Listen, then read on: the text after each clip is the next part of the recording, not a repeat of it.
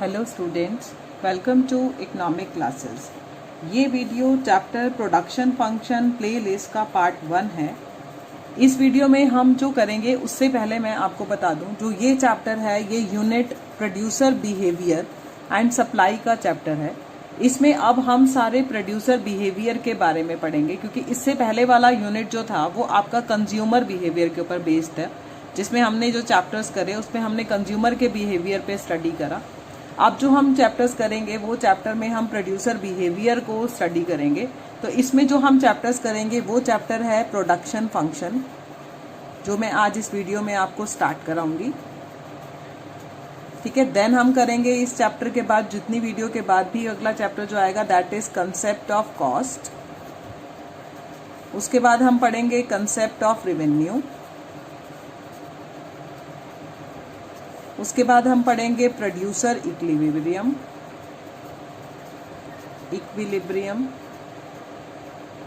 Then जो हम next chapter करेंगे दैट इज सप्लाई। ये सारे चैप्टर्स जो हैं इस यूनिट में आते हैं। तो आज हम इस वीडियो में जो चैप्टर स्टार्ट कर रहे हैं वो प्रोडक्शन फंक्शन है। प्रोडक्शन फंक्शन इस वीडियो में, और ये पार्ट 1 है। इस वीडियो में जो हम टॉपिक कवर करेंगे वो करेंगे हम what is production, what is production function,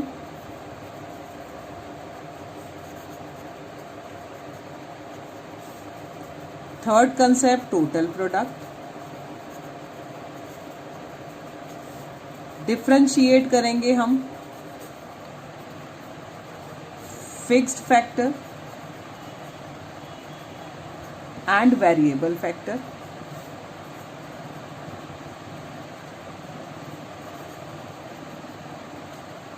इसके बाद हम इसमें जो कंसेप्ट करेंगे वो करेंगे हम short run and long run. इस वीडियो में हम इन कंसेप्ट्स को क्लियर करेंगे। तो 1 बाय 1 इसको पढ़ते हैं और वीडियो को स्टार्ट करते हैं। तो सबसे पहले जो मैं आपको बताना चाहूँगी वो ये कि अगर हम किसी भी चीज़ के लिए, ठीक है, जब हम किसी भी चीज़ का के लिए जब हम यानी कि जिसकी हम सप्लाई करते हैं मार्केट में, उसके लिए उतनी ही कॉस्ट का, उसकी कॉस्ट पर, यानी कि जो भी हम मार्केट में बनाते हैं, प्रोड्यूस करते हैं, फिर उसको जो मार्केट में एक प्रोड्यूसर सप्लाई करता है, उस सप्लाई पर उसकी कॉस्ट का जो है बहुत ज़्यादा इफेक्ट पड़ता है। ठीक है, किसी भी प्रोडक्ट की for supply of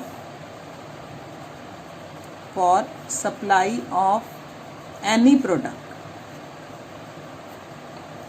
the cost of that product affect it। तो जो ये कॉस्ट होती है, इस कॉस्ट को समझने के लिए या इस कॉस्ट को डिटरमाइन करने के लिए कि ये कॉस्ट कैसे डिटरमाइन होती है, हम जो चैप्टर करते हैं दैट इज प्रोडक्शन फंक्शन।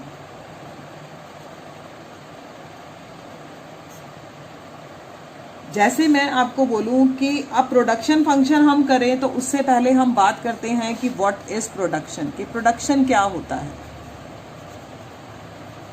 मैं इसकी डिफाइन बताऊं, मैं उससे पहले आपको कोई एग्जांपल से समझाती हूँ कि प्रोडक्शन क्या होता है। कि कोई भी चीज़ अगर वो रॉ फॉर्म में है, ठीक है, जैसे हम एक एग्जांपल लेते हैं कि मिट्टी का अगर ऐसी पड़ी है तो उसका हमारे लिए कोई खास यूज़ नहीं है। लेकिन अगर उस मिट्टी को पॉट में, फ्लावर पॉट में या टॉयज़ में या किसी स्टैचू में, यानी कि मूर्ति में अगर हम उसको कन्वर्ट कर दें, अगर हम उसमें उसको कन्वर्ट कर दें तो हमारी वो फिर नीड के अकॉर्डिंग बन जाती है। और जब कोई भी चीज़ हमारी नीड के अकॉर्डिंग बन जाती है, ठीक है, तो यानी कि हमने उसके अंदर क्या डाल दी, यूटिलिटी। तो वो यूटिलिटी डालने पर वो चीज़ हमारे लिए हमारी यूज़ की बनी। जब तक वो रॉ फॉर्म में थी तब तक हमारे लिए उसका कोई खास यूज़ नहीं था। लेकिन जैसे ही उसको कन्वर्ट करा गया, इट मीन्स प्रोडक्शन का मतलब हमने किसी चीज़ में किसका एडिशन किया बच्चों, यूटिलिटी का। तो इसकी डिफाइन एक तो हम कर सकते हैं, it refers to addition of utility in a commodity। एक कमोडिटी में यूटिलिटी डालना जो होता है वो प्रोडक्शन होता है। अब एक डिफाइन और कराती हूँ, उसको भी आप समझना कि जो हम ये प्रोडक्शन करते हैं, इन प्रोडक्शन को करने के लिए ज़रूरी बात है हमें किसकी ज़रूरत पड़ती है? फैक्टर्स। ठीक है, अब ये फैक्टर क्या है हमारे? Land, labour, capital, entrepreneur. अब जो ये फैक्टर का हमने यूज़ किया, ठीक है, अब जो हम इन फैक्टर को यूज़ कर रहे हैं, ये जितने भी फैक्टर्स हैं हमारे, यानी कि हम रॉ मटेरियल का यूज़ कर रहे हैं, तो जो हमने ये, मैंने अभी आपको मिट्टी का एग्जाम्पल दिया, सॉइल का एग्जाम्पल दिया, ये सॉइल हमारे लिए एक रॉ मटेरियल था। इस रॉ मटेरियल को मैं इसे अपना इनपुट कहूँगी। फिर इस रॉ मटेरियल से जो मैंने पॉट बनाया या मैंने टॉयज बनाए, उसको मैं कहूँगी अपना आउटपुट, यानी कि जो मैंने प्रोड्यूस किया। तो अब इस इनपुट आउटपुट के बेस पर मैं आपको इसकी एक और डिफाइन बताती हूँ। आप वो डिफाइन ध्यान से सुनेंगे कि प्रोडक्शन का मतलब होता है, प्रोडक्शन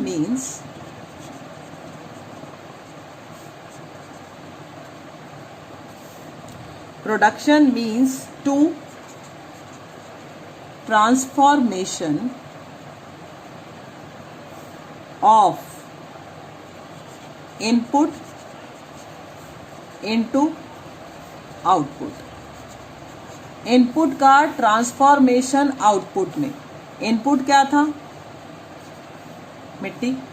ट्रांसफॉर्म किया उसे किस में? पॉट में, टॉयज में, स्टैचू में। तो इसमें इसको कन्वर्ट करना, इनपुट को आउटपुट में कन्वर्ट करने की प्रोसेस को हम क्या कहते हैं? प्रोडक्शन। अब ये प्रोडक्शन बिना फैक्टर की हेल्प से तो होगा नहीं। अब इन प्रोडक्शन को करने के लिए हमें किसी भी चीज़ का प्रोडक्शन करने के लिए, for production of any commodity, for production of any commodity we need, हमें किस चीज़ की ज़रूरत पड़ती है? Factor of production. वो फैक्टर ऑफ प्रोडक्शन जो है वो क्या है हमारे? Land, labour, capital and entrepreneur. Land, labour, capital, entrepreneur, हमें इनकी ज़रूरत पड़ती है। अब हम इन फैक्टर को हम दो पार्ट्स में क्लासिफाई करते हैं। अभी मैंने आपको सिर्फ प्रोडक्शन का मीनिंग समझाया, फिर मैंने आपको कहा कि ये प्रोडक्शन को करने के लिए हमें फैक्टर्स की ज़रूरत पड़ती है, और इन फैक्टर को हम टू पार्ट्स में क्लासिफाई करते हैं। एक को कहते हैं हम फिक्स फैक्टर, एक को कहते हैं हम वेरिएबल फैक्टर। अब जो ये फिक्स फैक्टर है, अब आप ध्यान से इसकी बात सुनना कि ये फिक्स फैक्टर में क्या होता है कि fix factor can not be change. अब पहले तो एक बात और भी मैं बहुत ज़रूरी बता दूं कि हम जो ये फैक्टर का डिवीजन कर रहे हैं, जो हमारा ये प्रोडक्शन फंक्शन का जो ये चैप्टर है, हमारे दो तरीके के टाइम पीरियड होते हैं। एक होता है हमारा शॉर्ट रन और एक होता है हमारा लॉन्ग रन। जो ये चैप्टर है प्रोडक्शन फंक्शन, ये सारा चैप्टर शॉर्ट रन पे बेस्ड है। मैं अभी आपको ये भी क्लियर करूंगी, क्योंकि इन्हीं की वजह से ये फैक्टर का डिवीजन हुआ है, इसी टाइम पीरियड की वजह से। तो अभी तो हम सिर्फ बात करते हैं कि इसके डिफरेंस की, कि हमारा ये फिक्स फैक्टर क्या होता है। अभी आप इसका मीनिंग ध्यान से सुनना, और वेरिएबल क्या होता है, फिर मैं टाइम पीरियड पे भी आऊंगी। फिक्स फैक्टर क्या है कि fix factor can not be change. Fixed factor can not be changed. हम फिक्स फैक्टर को चेंज नहीं कर सकते हैं, ठीक है। हम फिक्स फैक्टर को जो है चेंज नहीं कर सकते हैं, ठीक है। क्यों नहीं कर सकते हैं? बिकॉज ऑफ जो है ये जो फैक्टर्स हैं, fix factor can not be change in short run.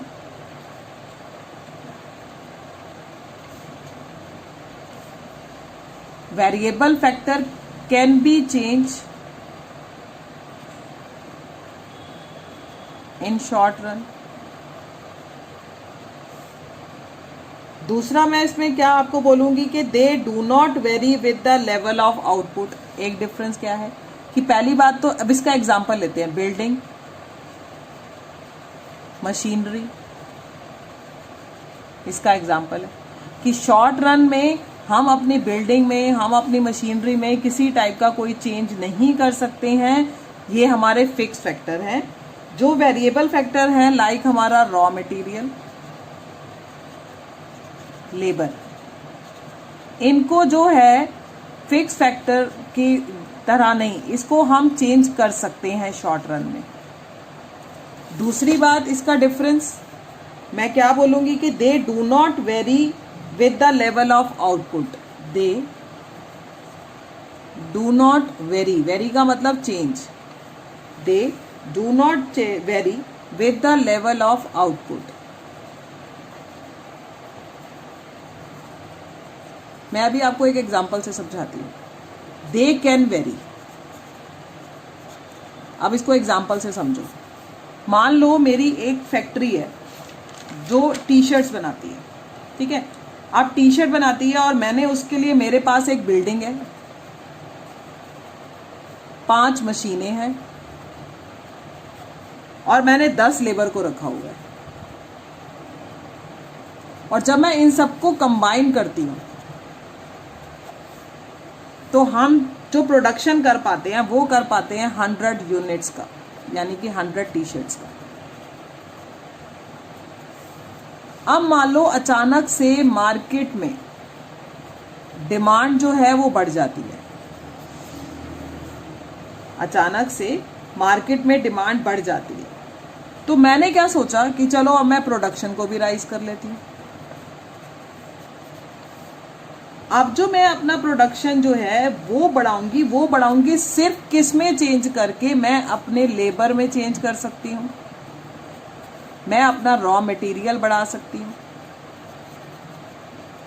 But I can't change in building and machines because these are fix factor और इनको शॉर्ट रन इतना कम समय होता है कि इनमें चेंज करना पॉसिबल नहीं होता।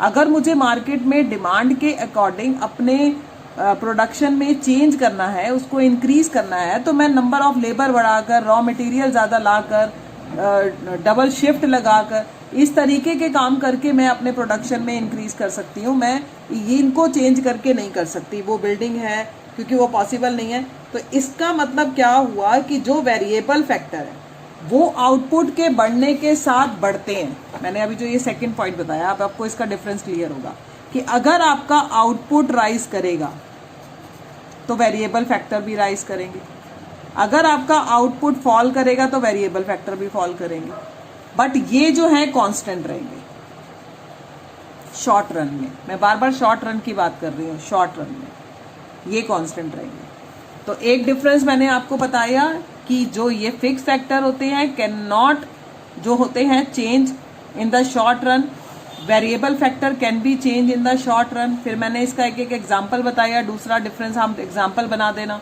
बिल्डिंग है, मशीनरी है, यहाँ लिख देना रॉ मटेरियल है, यहाँ पर लिख देना लेबर है।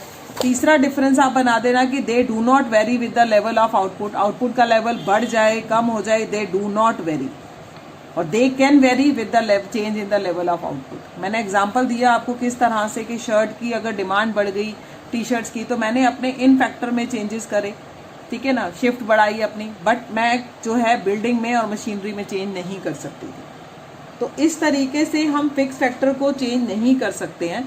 तो फिक्स फैक्टर और वेरिएबल फैक्टर को समझने के बाद अब ये ज़रूरी हो जाता है कि मैं शॉर्ट रन और लॉन्ग रन के टाइम की बात करूं, ठीक है। तो हम अब शॉर्ट रन और लॉन्ग रन टाइम की बात करते हैं, तब आपको और भी अच्छा ये टॉपिक क्लियर हो जाएगा।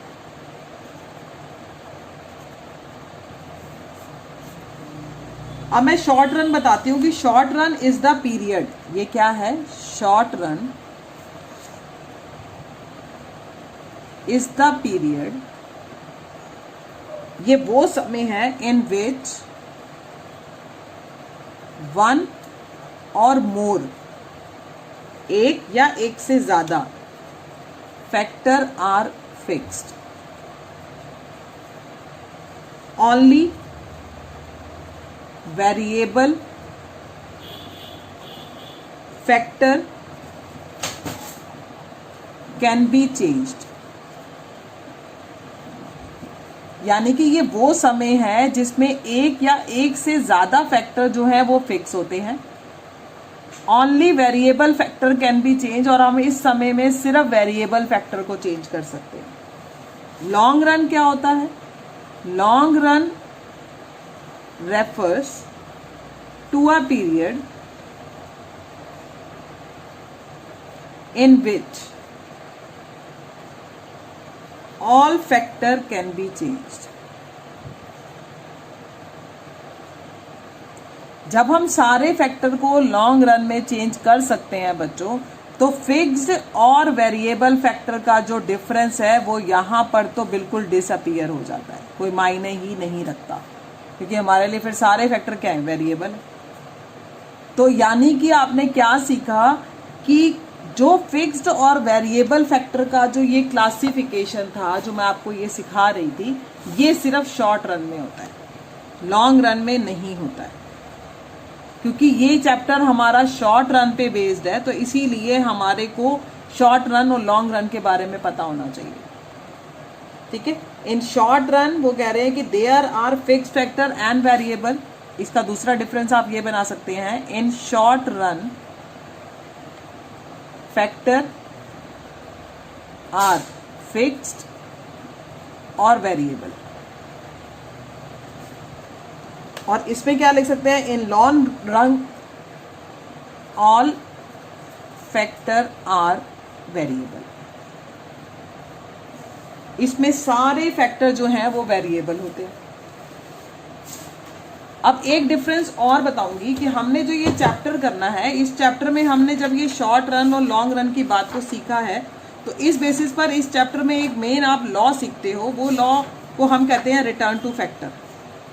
ठीक है, तो रिटर्न टू फैक्टर आपका लॉ है जो शॉर्ट रन पे बेस्ड है, जिसको आप कहते हो लॉ ऑफ वेरिएबल प्रोपोर्शन। तो एक डिफरेंस हम ये बना सकते हैं कि law of variable proportion applies. जो शॉर्ट रन में लॉ अप्लाई होता है उसको कहते हैं law of variable proportion applies, जो मैं आगे की वीडियो में सिखाऊंगी लॉ क्या होता है। इस टाइम पर जो भी लॉ अप्लाई होता है लॉन्ग रन में, उसको हम कहते हैं law of return to scale. ये लॉ आपके सिलेबस में नहीं है, बट टाइम पीरियड के हिसाब से डिफरेंशिएशन के पॉइंट ऑफ व्यू से आपको ये नाम पता होना चाहिए। लॉ ऑफ रिटर्न जो है, रिटर्न टू स्केल, ये लॉन्ग रन में अप्लाई होता है। लॉ ऑफ वेरिएबल प्रोपोर्शन जो है ये शॉर्ट रन में अप्लाई होता है। इस चैप्टर में हम इसी लॉ को डिटेल में पढ़ेंगे नेक्स्ट वीडियो में, नेक्स्ट वीडियो में हम इसको डिटेल में पढ़ेंगे। तो अब आपको ये क्लियर हो गया कि शॉर्ट रन इतना कम समय होता है कि हम अपने फिक्स फैक्टर में चेंज नहीं कर सकते हैं, only change in variable factor, और वेरिएबल फैक्टर में चेंज करके हम अपने प्रोडक्शन को बढ़ा घटा सकते हैं। लेकिन लॉन्ग रन इतना लंबा समय होता है कि सारे फैक्टर वेरिएबल होते हैं, तो फिक्स और वेरिएबल का जो डिफरेंस होता है वो डिसअपीयर हो जाता है, वो यहाँ नहीं रहता है। तो यानी कि सिर्फ फिक्स और वेरिएबल फैक्टर का जो डिफरेंशिएशन है वो सिर्फ शॉर्ट रन में रहता है। और जो ये आपका चैप्टर है प्रोडक्शन फंक्शन, बच्चों ये शॉर्ट रन पे बेस्ड है, आपको ये याद रखना। ठीक है, अब हमने ये सीख लिया कि फैक्टर क्या थे और टाइम पीरियड क्या था। अब हम बात करते हैं प्रोडक्शन फंक्शन की, कि प्रोडक्शन फंक्शन क्या होता है। नेक्स्ट टॉपिक अपना प्रोडक्शन फंक्शन। अब मैं प्रोडक्शन फंक्शन बताती हूँ आपको। वो कह रहे हैं कि हमने किसी भी कमोडिटी का प्रोडक्शन को करने के लिए हमने फैक्टर लिए, और वो फैक्टर मैंने अभी बताए क्या थे, लैंड, लेबर, कैपिटल और एंटरप्रेन्योर। और इनको हम क्या कहते थे, प्रोडक्शन के इनपुट, है ना, कहते थे ना। तो जो हम प्रोडक्शन करते हैं इन फैक्टर को जो है हम क्या करते हैं, उसको उसकी हेल्प से हम आउटपुट प्रोड्यूस करते हैं। इन इनपुट की हेल्प से, यानी कि जिनको मैंने लैंड, लेबर और कैपिटल और एंटरप्रेन्योर जो मैंने आपको बताए, ये हमारे क्या थे, इनपुट्स। इन इनपुट्स की हेल्प से हमने प्रोडक्शन करा, और उस जो हमने बनाया उसको हमने क्या कहा, आउटपुट। तो अब प्रोडक्शन फंक्शन का मतलब क्या हो गया कि प्रोडक्शन फंक्शन जो होता है वो इनपुट और आउटपुट के बीच में, प्रोडक्शन फंक्शन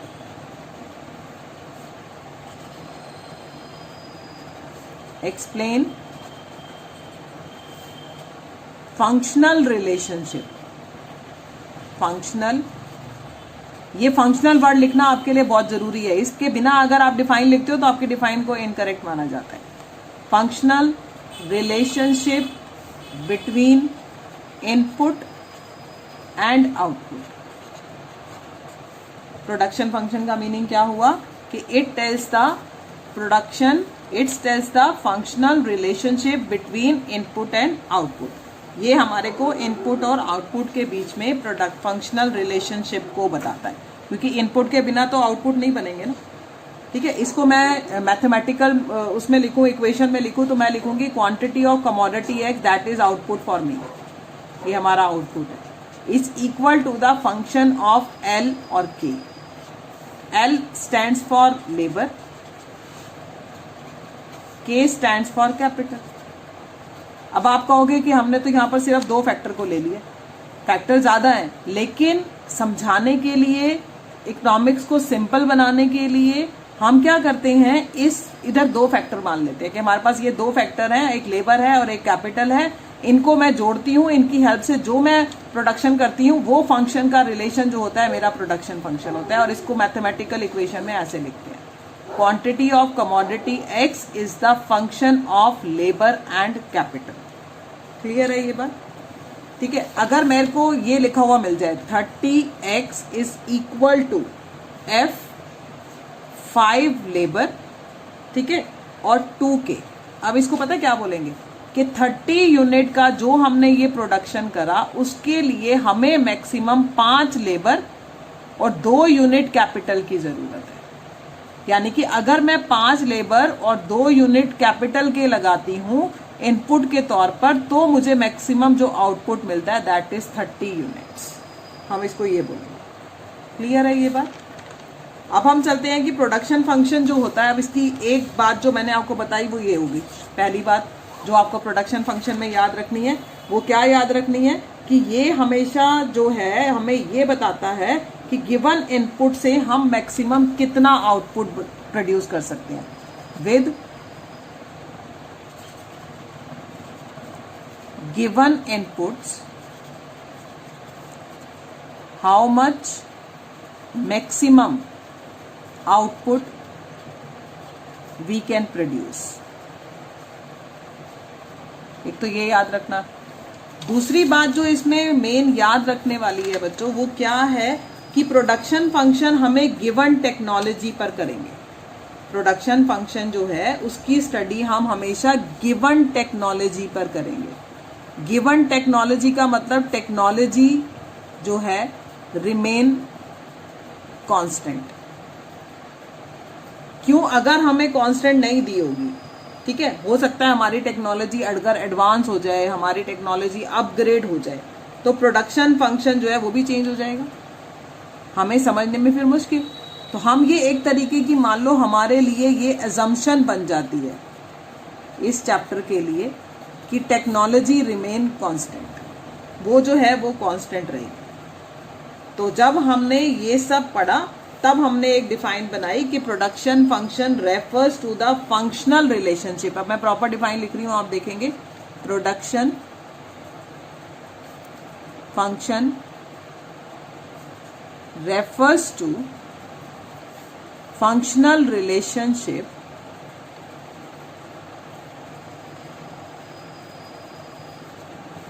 बिटवीन, किसके बीच में? Physical inputs and physical output. दूसरी बात जो इसमें लिखनी बहुत जरूरी है डिफाइन में, it is defined for a given amount of given state of technology.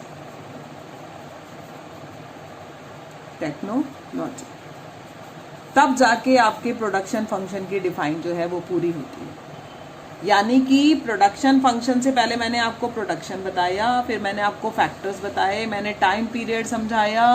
Short run पे पूरा चैप्टर बेस्ड है, लॉन्ग रन यहाँ पर हमने नहीं करना है, सिर्फ डिफरेंस करना है। शॉर्ट रन और लॉन्ग रन में 2 तरह के लॉ होते हैं। शॉर्ट रन में जो लॉ अप्लाई होता है is called the law of variable proportion, जो आप इस चैप्टर में करेंगे। और लॉन्ग रन में जो लॉ अप्लाई होता है that is called return to scale, जो आपके सिलेबस में नहीं है, बट डिफरेंस के पॉइंट ऑफ व्यू से बस आपने यही एक लाइन को याद रखना है। तो हमने यहाँ पर ये सीखा। अब हम क्या करेंगे, अब हम सीखेंगे व्हाट इज टोटल प्रोडक्ट। अब जब प्रोडक्शन करेंगे तो भी हमारा जो प्रोडक्शन होगा कुल मिला के उसको हम क्या कहेंगे, टोटल प्रोडक्शन। तो हम बात करते हैं टीपी की, और इसको टीपीपी भी बोलते हैं। आप कंफ्यूज मत होइएगा, किसी भी नाम से पेपर में आ सकता है। टोटल प्रोडक्ट भी आ सकता है, टोटल फिजिकल प्रोडक्ट भी आ सकता है, कुछ भी नाम हो, दोनों एक ही बात है। तो हम टोटल प्रोडक्ट की बात करते हैं कि टोटल प्रोडक्ट क्या होता है, is the total quantity of A commodity, is the total quantity of A commodity produced by all the units of variable factor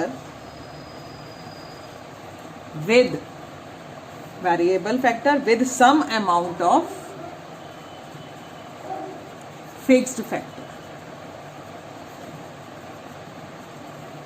जैसे कि मैं इसको आपको एग्जाम्पल से समझाती हूँ, ठीक है। अब हम एक टेबल सा बना रही हूँ मैं, आप उसको ध्यान से देखना कि मान लो मेरे पास जो है फिक्स फैक्टर है लैंड,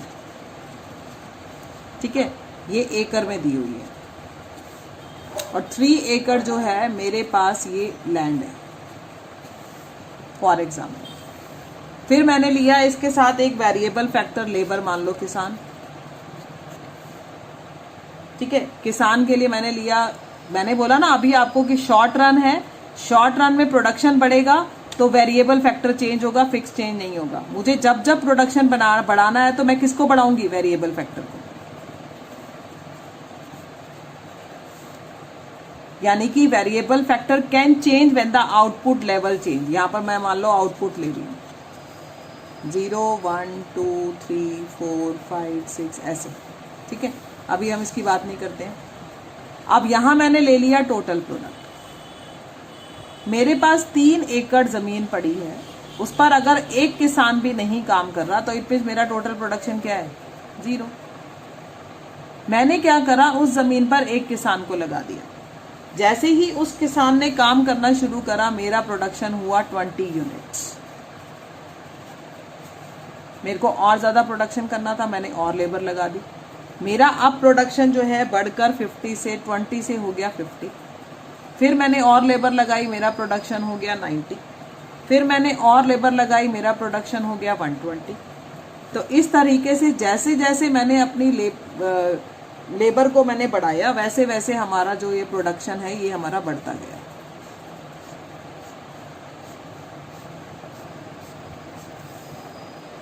अब आपको ये बढ़ता हुआ नजर आ रहा है, बट इसमें एक बहुत बड़ा चेंज है। आप देखोगे कि यहाँ पर आपका प्रोडक्शन 30 यूनिट बढ़ा है, यहाँ आपका यूनिट 40 बढ़ा है, यहाँ आपका 30 यूनिट बढ़ा है, यहाँ 20 आ जाता है, यहाँ पर कोई फर्क नहीं पड़ता, उल्टा यहाँ कम हो जाता है। तो ये वाली सारी बात मैं आपको समझाऊंगी कि ये कैसे, ये क्यों हो रहा है, ऐसा क्यों हो रहा है कि प्रोडक्शन बढ़ रहा है बट उसका रेट अगर आप देखें तो वो कम हो रहा है एक टाइम के बाद।